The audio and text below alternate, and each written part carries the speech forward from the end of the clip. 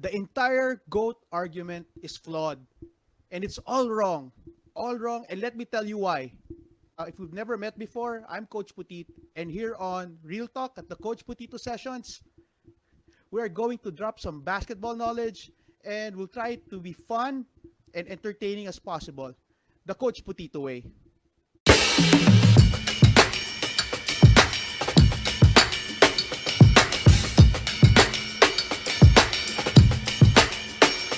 To join the show, post on your comments below. No, nice or violent, I don't mind. And for those catching us on the rebroadcast and the replays, we'll still attend to your comments as well. So we got your back. Don't worry about that. So, why do I think the GOAT argument is wrong? I know you're violently reacting to this right now. Now you have your fans on one side, the haters on the other. But here's the question. Do you know what you're fighting for? Number one, there's no rock solid criteria for the GOAT. And if there is, tell us in the comment section below. Yes, people aren't even on the same page to what it takes to be the GOAT. And that's going to be a problem. How would you go into a fight not knowing what to fight for? And then people go into silly conversations about this and even into vicious arguments. No? In typical Pinoy fashion, bahala na. you know, you're going into an argument, but you don't know the parameters really. You don't know the standards, the criteria of what the GOAT is. I'll go to one. If the GOAT is the GOAT all about the rings?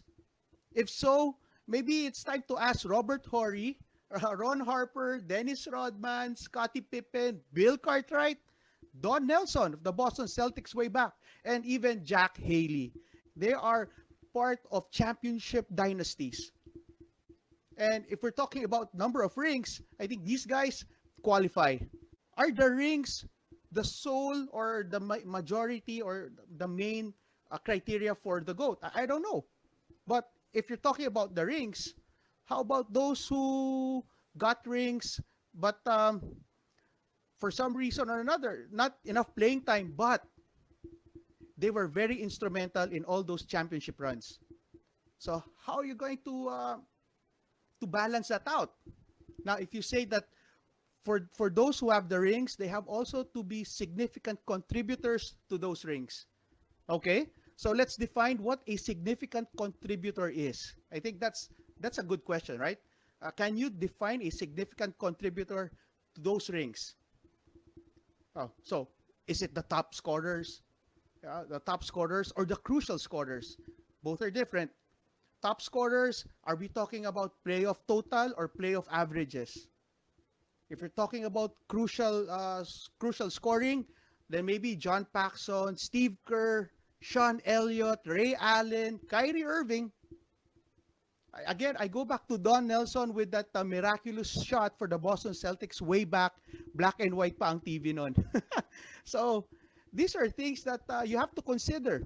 And again, that's just one reason why I think the GOAT argument is flawed. Because there is no standard whatsoever, a standard where everyone agrees on.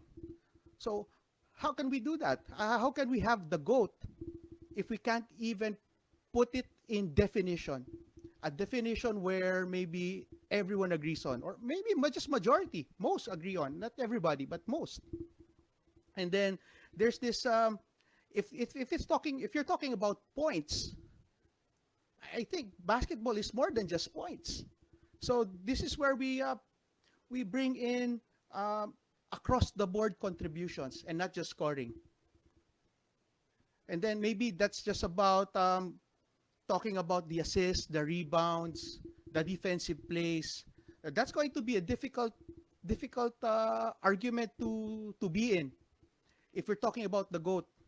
So talking about across the board, so it's not just really the best scorers in the playoffs, not just the best scorers in those championship teams, and maybe not even, how about those who really average a lot of triple doubles but did not win the championship? And then we go back to the Charles Barkleys, the Karl Malones, even the Will Chamberlains. That's going to be hard to follow up. So that's why one of the reasons why I think the GOAT argument is flawed, is wrong, just because we can't really put into context or into standards, criteria, what the GOAT should be. And as we discuss, is basketball the biggest winner when we talk about the GOAT? I think that's one question that everybody has to answer as well. Is the GOAT bigger than basketball? Uh, I'm lost for words when we talk about the GOAT, just because basketball is never about just one person, I think. So, aside from there's no solid criteria for what the GOAT is, maybe we can also talk about pitting players from different eras and how it really is silly to start with. Each era is distinct. That means there are different distinctions that separate eras from each other. And each era produced unique and noteworthy generations of players, a generation of players rather, on average are all tailor-made for that specific era. I mean, that's what I think. And again, it's my show. It's what I think is what's going to come out of this show. So talk about each era, those GOAT considerations of each era, and let's try to figure out how each era, um, I think, has their own GOAT. So you can't really pit each GOAT of each era all together or against each other rather. Try really well to catalog average physical prowess and even attributes of each decade rather in each era, and you'll see a genetic uptick. Genetic uptick meaning every generation, I think umaangat yung physical attributes, physical prowess of athletes. The game might not have changed, or how you play the game did not change really, but I think that the type of athletes that we have every generation, every era, every year, they just improve and they just develop. I think it's just natural for people to, di ba? Panahon ng lolo natin, they're smaller in generationally speaking, they're smaller than us. And then now even my kids are, my 14-year-old daughter is almost as tall as me, or maybe next year I think she's going to be taller than me already. And that's just the way it is. Now, a good example would be a Gary Payton. Gary Payton, during his prime in the 90s, I think one of the few players who were a bit effective in slowing down the GOAT, Michael Jordan. But Gary Payton was a feared physical defender during his time. And this feared physical defender, Gary Payton, the glove, he's just 6'4" at 190 pounds. Or rather, 180 pounds at 6'4". At best, 6'4", 180 pounds. Well, guess what? The average height and weight of point guards this year is 6'4" at 190 pounds.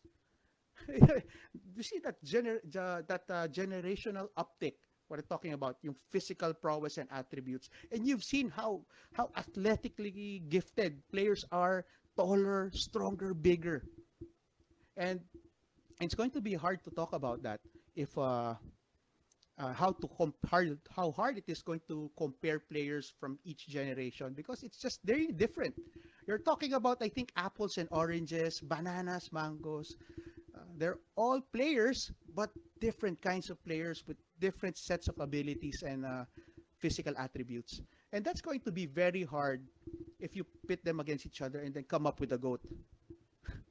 I mean, would you believe that Shaquille O'Neal, si Shaq, would find a physical match from players from the 1950s all the way to the 80s? And of course, we're going to talk about, Bill Russell, all about defense. But Bill Russell was just 6'10", tsaka payat. He was thin as a reed. And Will Chamberlain, though he was he was taller, stronger, but he was not as big as Shaq. I would just imagine how Shaq would have played in the 50s all the way to the 80s. It's going to be a very monstrous Shaq that we know. And yet, if you let Shaq play now, I mean, take away the small ball, he's going to dominate. And I don't think even a Wilt Chamberlain is going to play against players against George Mikan in the 50s, 60s. It's a big disadvantage. And then you put a LeBron James. I know there's a lot of haters and fans out there, but it is what it is. Imagine putting LeBron James and letting him play in the 90s. He's like a Sean Kemp. Sean Kemp with Scottie Pippen / Sean Kemp of the 90s. That's LeBron James for you. And if you put LeBron playing him in the 80s, in the 70s, in the 60s, so how do you rate your GOAT coming from the 80s and 70s and 60s when you compare it to a LeBron James? Oh, it's a disadvantage or whatever. And that's the whole point of the show. The whole point of the show. I'm just reading some of the comments here. I think I'm going too fast. I'm so pumped up and excited right now. And even though my internet is bogged down a bit, I think can't put me down right now. And yes, good evening to everyone. Yes, I think Marlo Rivera, maybe we need to identify categories. Yes, that's exactly my point. There's a GOAT for everyone. There's no standard. And that's why it's so silly for people fighting over the GOAT argument, over this GOAT issue, when there's no standard to begin with. And that's my point right now. It's flawed. And just like to add, how about players who literally change the league? These are the real game changers. What do I mean?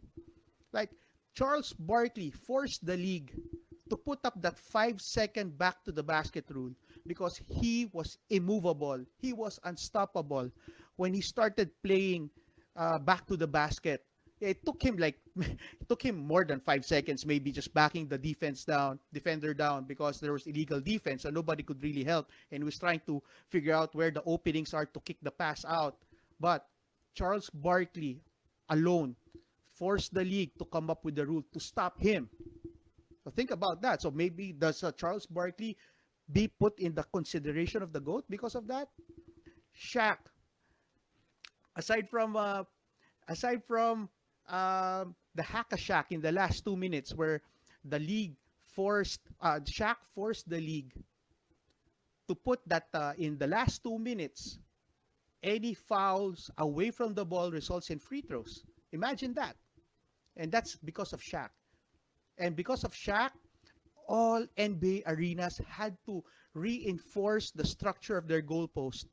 Guess, yung mga dunks niya, breaking those back. He's not breaking the backboard, he's not breaking the rings. He's breaking the whole goal system down. And that's a Shaquille O'Neal for you. And lastly, for Shaq, it's he took away the league's NBA defensive 3-second rule. Why? Because the league wanted to slow down Shaq. So they took out the defensive 3-second rule. So now they could play a little bit more zone to help on Shaq. Isn't that a great consideration for the GOAT when we talk about Shaq? I'm just so pumped up. And I hope you put your comments down, your thoughts. Tell me if I'm wrong. It's okay. Tell me if I'm going somewhere with this. Better. And literally another game changer would be, let's go retro, George Mikan. Because of George Mikan's inside presence, he forced the league to widen the lane from 8 feet. The league widened it up to 12 feet. That's a game changer for you. But then Wilt Chamberlain came in and the league decided, now we have to move the 12-foot lane to 16 feet, or to 15 feet rather. Why? Because Wilt Chamberlain was just really eating all the defenders when he was close to the basket. So those are game changers right there for you. Game changers who forced the league to change some of the rules to slow them down. If that isn't a GOAT for you, I don't know what is. And some people watching, I hope you're enjoying. Shout out naman dyan daw. Yeah, I'll get to that in a while. I'm medyo on a roll pa ako, But yes, I'll get to that in a while.